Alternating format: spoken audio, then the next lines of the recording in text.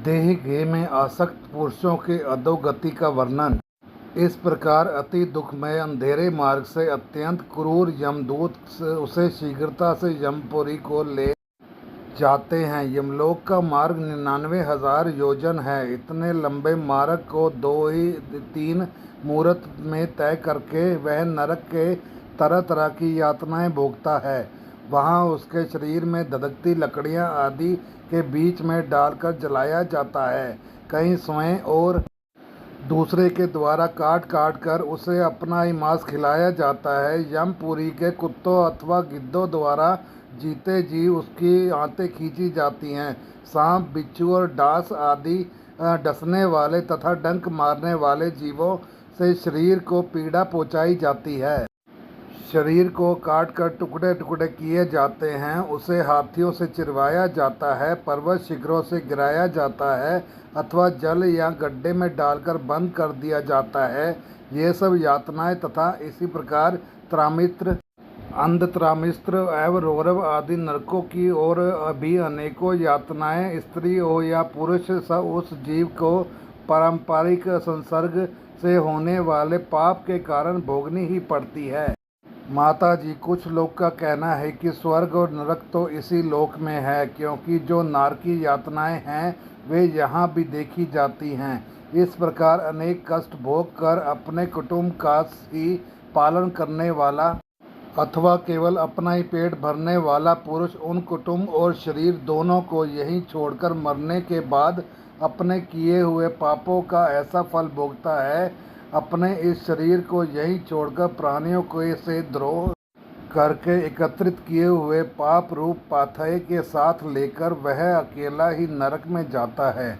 मनुष्य अपने कुटुंब का पेट पालने में जो अन्याय करता है उसका देव विहित कुफल का नरक में जाकर भोगता है। उस समय वह ऐसा व्याकुल होता है मानो उसका सर्वस्व लुट गया हो। जो पुरुष निरी पाप की कमाई से ही अपने परिवार का पालन करने में व्यस्त रहता है वह अध्यात्म मिस्त्र नरक में जाता है, जो नरकों में चरम सीमा का कष्टप्रद स्थान है। मनुष्य जन्म मिलने के पूर्व जितनी भी यातनाएं हैं तथा शुक्र कुक्र आदि योनियों में जितने कष्ट हैं उन सबको क्रम से भोग कर शुद्ध हो जाने पर वह फिर मनुष्य योनि में जन्म लेता है। मनुष्य योनि को प्राप्त हुए जीव की गति का वर्णन। श्री भगवान कहते हैं, माता जी, जब जीव को मनुष्य शरीर में जन्म लेना होता है तो वह भगवान की प्रेरणा से अपने पूर्व कर्मानुसार देह प्राप्ति के लिए पुरुष के वीर्य कण के द्वारा स्त्री के उदर में प्रवेश करता है। वहाँ वह एक रात्रि में स्त्री के रज में मिलकर एक रूप कलल बन जाता है। 5 रात्रि में बुद्बुद रूप हो जाता है।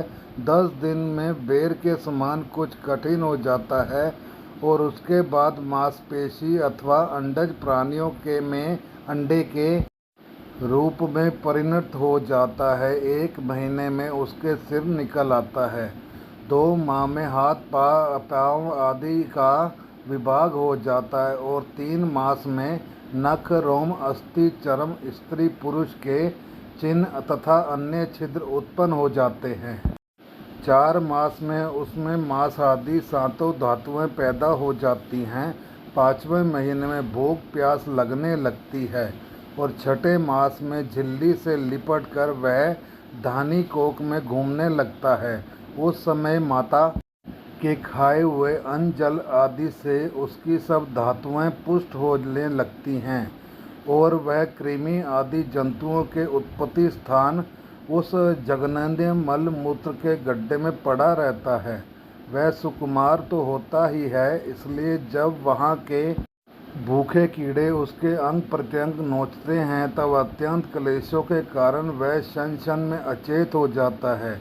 माता के खाए हुए कड़वे, तीखे, गरम, नमकीन, रूखे और खट्टे आदि उग्र पदार्थों का स्पर्श होने से उसके सारे शरीर में पीड़ा होने लगती है। वह जीव माता के गर्भाशय में झिल्ली से लिपटा और आंतों से गिरा रहता है। उसका सिर पेट की ओर, पीठ और गर्दन कुंडलाकार मुड़े रहते हैं।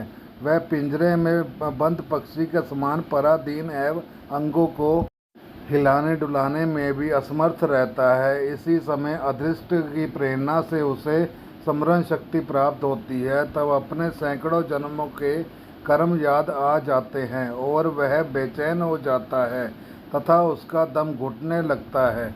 ऐसी अवस्था में उसे क्या शांति मिल सकती है।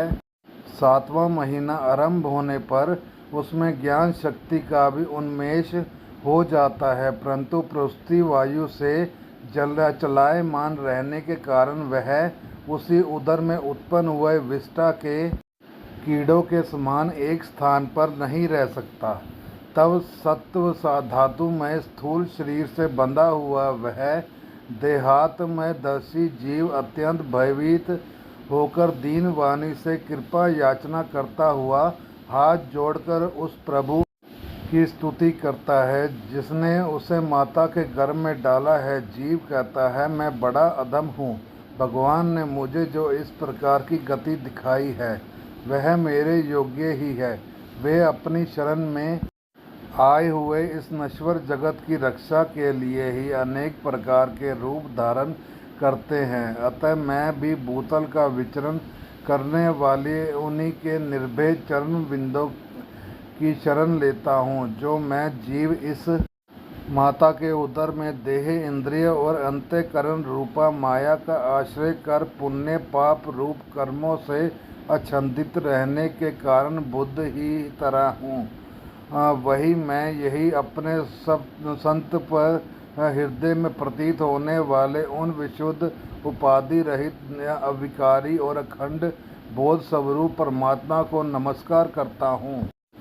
मैं वस्तुतः शरीर आदि से रहित असंग होने पर भी देखने में 5 भौतिक शरीर से संबद्ध हूँ और इसलिए इंद्रिय गुण शब्दादि विषय और चिंदाभास अहंकार रूप ज्ञान पढ़ता हूँ।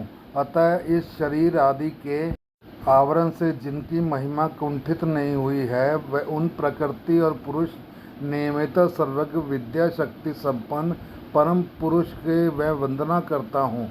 उन्हीं की माया से अपने स्वरूप की स्मृति नष्ट हो जाने के कारण यह जीव अनेक प्रकार के सत्वादी गुण और कर्म के बंधन से युक्त इस संसार मार्ग में तरह तरह के कष्ट झेलता हुआ भटकता रहता है।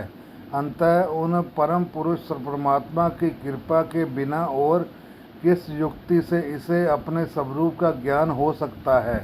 मुझे जो यह त्रिलोकिक ज्ञान हुआ है यह भी उनके सिवा और किसने दिया है, क्योंकि स्थावर जन्म समस्त प्राणियों में एकमात्र वे ही तो अंतर्यामी रूप अंश में विद्यमान है। अतः जीव रूप कर्म जनित पदवी का अनुवर्तन करने वाले हम अपने त्रिविध तापों की शांति के लिए उन्हीं का भजन करते हैं। भगवान, यह देहधारी जीव दूसरी माता के देह के उदर के भीतर मल मूत्र और रुधिर के कुएं में गिरा हुआ है। उनकी जठर अग्नि से इसका शरीर उत्पन्न संतप्त हो रहा है। उससे निकलने की इच्छा करता हुआ यह अपना महीने गिन रहा है। भगवान, अब इस दीन को यहाँ से कब निकाला जाएगा। स्वामिन, आप बड़े दयालु हैं। आप जैसे उदार प्रभु ने ही इस 10 माह के जीव को ऐसा उत्कृष्ट ज्ञान दिया है। दीन बंधो, इस आपने किए हुए उपकार से ही आप प्रसन्न हो, क्योंकि आपको हाथ जोड़ने के सिवा आपके उस उपकार का बदला तो कोई दे ही नहीं क्या सकता है। प्रभु, संसार में ये पशु पक्षी आदि अन्य जीव तो अपनी मूढ़ बुद्धि के अनुसार अपने शरीर में होने वाले सुख दुख आदि ही अनुभव करते हैं, किंतु मैं तो आपकी कृपा से शम दम आदि साधन संपन्न शरीर से युक्त हुआ हूँ। अतः आपकी दी हुई विवेकवती बुद्धि से आप पुराण पुरुष को अपने शरीर के बाहर और भीतर अहंकार से आश्रयभूत आत्मा की भांति प्रत्यक्ष अनुभव करता हूँ। भगवान, इस अत्यंत दुख से भरे हुए गर्भाशय में यद्यपि मैं बड़े कष्ट से रह रहा हूँ, तो भी इसके बाहर निकलकर संसारमय अंधकूप में गिरने की मुझे बिल्कुल इच्छा नहीं है।